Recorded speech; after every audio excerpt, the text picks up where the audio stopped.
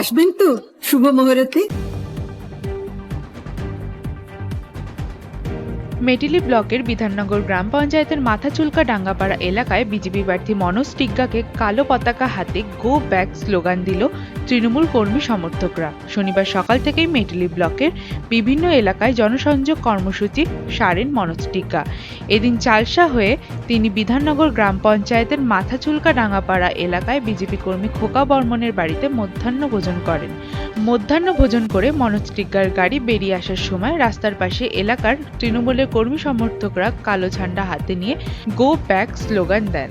যদিও ওই সময় মনোজ টিগ্গার গাড়ি না দাঁড়িয়ে সোজা চলে আসে, তাই ওই এলাকায় কোনো অশান্তির পরিবেশ তৈরি হয়নি। তবে ঘটনাকে কেন্দ্র করে চাঞ্চল্য ছড়িয়েছে এলাকায়। চালসা থেকে রহিদুল ইসলামের রিপোর্ট, উত্তরবঙ্গ সংবাদ।